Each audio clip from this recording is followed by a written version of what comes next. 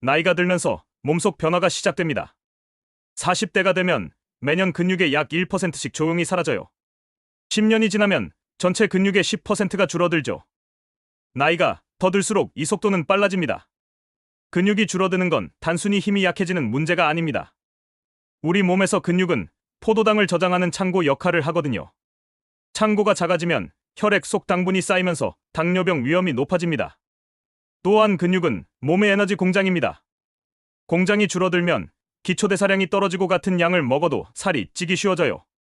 특히 배만 나오는 복부 비만이 심해지죠. 지방을 태우는 능력이 떨어지니 혈관에 기름기가 쌓이고 콜레스테롤 수치도 올라갑니다. 더 심각한 문제가 있습니다. 근육 안에는 몸의 위치를 감지하는 센서가 있는데 이게 줄어들면 균형 감각이 떨어져요. 그래서 낙상 사고가 늘고 골절로 이어지기 쉽죠. 최근 연구들을 보면 근육과 뇌 건강도 밀접한 관계가 있다고 합니다. 근육이 줄면 뇌로 가는 혈류량도 감소하고 성장 호르몬 분비도 줄어들어서 기억력이 나빠지고 치매 위험도 높아진다는 거예요. 단백질 부족은 외모에도 영향을 미칩니다. 머리카락, 손톱, 피부가 모두 단백질로 만들어지기 때문이죠. 단백질이 부족하면 탈모가 심해지고 손톱은 쉽게 깨지며 피부 탄력이 떨어집니다. 면역력도 약해져서 감기에 자주 걸리고 회복도 더뎌요. 그럼 언제부터 더 신경 써야 할까요? 바로 40대부터입니다. 특히 여성은 폐경 이후 호르몬 변화로 근육 감소가 빨라지고 남성도 50대 이후 남성 호르몬이 줄면서 근육량이 급격히 떨어집니다. 단백질 필요량을 계산하는 방법은 간단합니다. 자신의 체중의 1을 곱하면 돼요. 60kg이면 하루 60g, 70kg이면 70g이죠. 근육을 더 키우고 싶다면 체중의 1.2에서 1.5를 곱하시면 됩니다. 여기서 중요한 점이 있어요.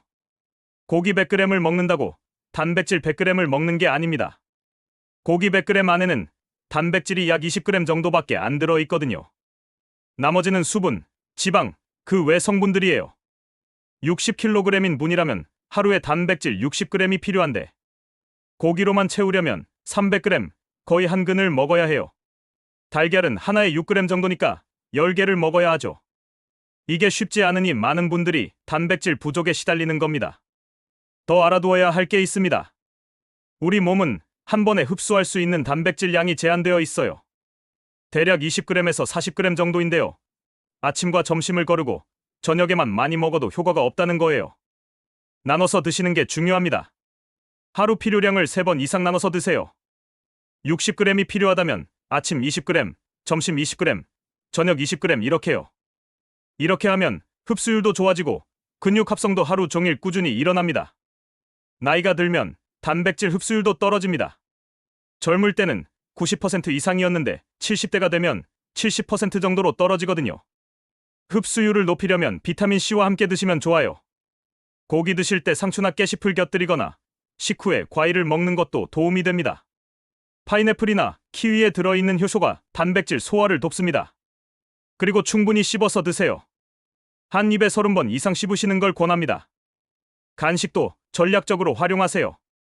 하루 3끼만으로는 필요한 단백질을 모두 채우기 어려워요. 오후에 간식으로 단백질을 보충하면 하루 4-5번에 걸쳐 나눠 먹을 수 있죠. 아침 단백질 섭취가 특히 중요합니다. 잠자는 동안 8시간 정도 아무것도 안 먹었기 때문에 몸은 근육에서 단백질을 가져와요. 아침에 일어났을 때가 근육이 가장 고갈된 상태인 거죠. 이때 보충해주지 않으면 하루 종일 근육 분해가 지속될 수 있어요. 실제로 아침에 단백질을 충분히 먹은 그룹과 그렇지 않은 그룹을 비교한 연구에서 3개월 근육량 변화에 확실한 차이가 났다고 합니다. 그럼 이제 고기나 달걀 외에 단백질을 쉽게 섭취할 수 있는 식품들을 알려드릴게요. 첫 번째는 황태와 먹태입니다. 말린 명태인데요. 100g의 단백질이 무려 80g 가까이 들어있어요. 고기는 100g에 20g밖에 안 되는데 황태는 80g이에요. 생선을 말리는 과정에서 수분은 증발하고 단백질이 농축되기 때문이죠. 다만 나트륨 함량이 높아서 고혈압이 있으신 분들은 조금씩 드시거나 물에 헹궈서 염분을 빼고 드시는 게 좋아요. 두 번째는 마른 오징어입니다. 100g의 단백질이 60g에서 70g 가까이 들어있어요. 황태 다음으로 높은 수치죠. 마른 오징어에는 타우린도 풍부해서 피로 회복에도 좋습니다. 에너지 드링크에 타우린을 넣는 이유가 바로 이거예요. 또 씹는 운동이 된다는 장점도 있어요.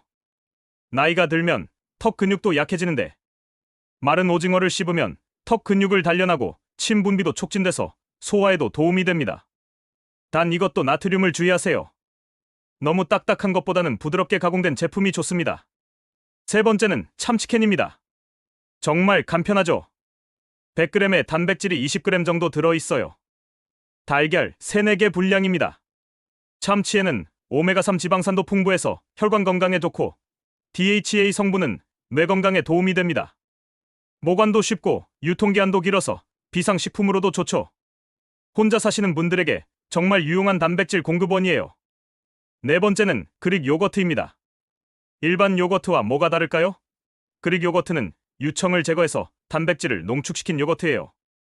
일반 요거트보다 단백질 함량이 두세 배 높습니다. 100g에 단백질이 10g 정도 들어있어요. 칼슘도 풍부해서 뼈 건강에 좋고 유산균이 들어있어서 장 건강에도 도움이 됩니다. 아침 식사로 정말 좋아요. 그릭 요거트에 견과류 몇 개, 과일 조금 넣으면 완벽한 아침 식사가 돼요. 소화도 잘 되고 포만감도 오래 지속되거든요.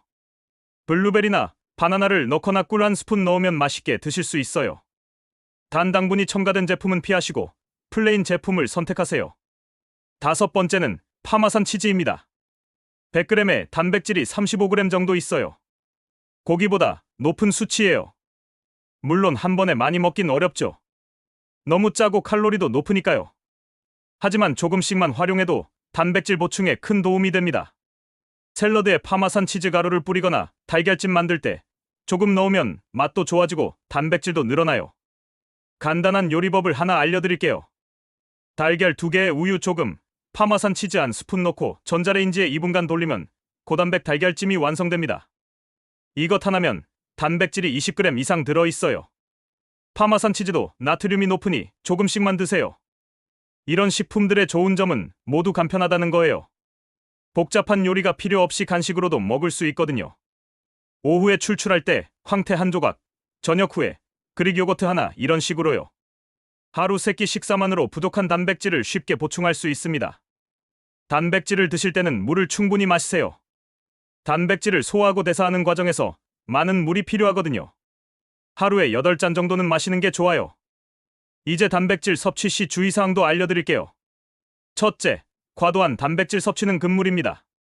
몸에 좋은 건 많이 먹으면 더 좋겠지라고 생각하시면 안 돼요. 단백질을 너무 많이 드시면 오히려 독이 될 수 있거든요. 우리 몸에서 단백질을 분해하면 질소가 나오는데 이걸 처리하는 곳이 신장이에요. 나이가 들면서 신장 기능이 자연스럽게 떨어지는데 여기에 과도한 단백질까지 들어오면 신장이 과로하게 되죠. 심하면 신장 기능이 더 빨리 나빠질 수 있어요. 둘째, 단백질만으로는 절대 안 됩니다. 많은 분들이 착각하시는 게 단백질만 많이 드시면 근육이 자동으로 늘어날 거라고 생각하세요. 하지만 이건 완전히 잘못된 생각이에요. 단백질은 근육의 재료일 뿐이에요. 집을 짓는다고 생각해보세요. 벽돌만 쌓아놓는다고 집이 저절로 지어지나요? 실제로 집을 지으려면 일꾼들이 벽돌을 쌓아야 하죠. 근육도 마찬가지예요. 단백질이라는 재료가 있어도 근력 운동이라는 자극이 있어야 근육이 만들어져요. 어떤 운동을 해야 할까요? 복잡한 운동 말고 간단한 것부터 시작하세요. 의자에서 일어서기, 벽 팔굽혀펴기 이런 간단한 운동도 충분해요. 중요한 건 꾸준함이에요. 하루에 10분이라도 매일 하시는 게 일주일에 한 번 1시간 하는 것보다 훨씬 효과적이에요. 그리고 운동 후 30분 이내에 단백질을 드시면 근육 합성 효과가 더 좋아져요. 셋째, 물 섭취를 절대 잊지 마세요. 단백질을 많이 드시면서 놓치기 쉬운 게 수분 섭취예요. 특히 질소를 배출할 때 많은 물이 필요해요. 물을 충분히 안 마시면 신장에 부담이 가고 변비가 생길 수도 있어요. 하루에 최소 8잔, 가능하면 10잔 정도 마시세요. 한 번에 많이 마시려고 하지 말고 조금씩 자주 마시는 거예요. 아침에 일어나서 한 잔, 식사 전후로 한 잔씩, 간식 먹을 때 한 잔 이런 식으로요. 넷째, 개인차를 고려하세요. 모든 사람이 똑같은 양의 단백질을 드시면 되는 건 아니에요. 건강 상태, 활동량, 나이 등을 모두 고려해야 해요. 당뇨가 있으신 분들은 신장 기능을 더 자주 체크하면서 단백질 섭취량을 조절해야 하고, 고혈압이 있으신 분들은 나트륨이 많은 황태나 마른 오징어를 조심하셔야 합니다. 소화 기능이 약하신 분들은 한 번에 많은 양보다는 소량씩 자주 드시는 게 좋아요.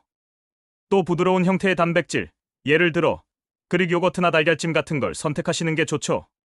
마지막으로 균형이 가장 중요합니다. 단백질이 중요하다고 탄수화물이나 지방을 아예 안 드시면 안 돼요. 우리 몸은 모든 영양소가 균형 있게 들어와야 제대로 기능해요. 탄수화물은 단백질이 근육으로 잘 들어가도록 돕고, 지방은 호르몬 생성에 필요하고요. 비타민과 미네랄도 단백질 대사에 꼭 필요합니다. 한 끼 식사에서 단백질이 30% 정도, 탄수화물이 40%, 나머지가 채소와 지방 이렇게 구성하시면 됩니다. 정리하면 이런 거예요. 과도하게 드시지 마시고, 운동과 함께 하시고, 물을 충분히 드시고, 개인 상황을 고려해서 균형 있게 드시는 것.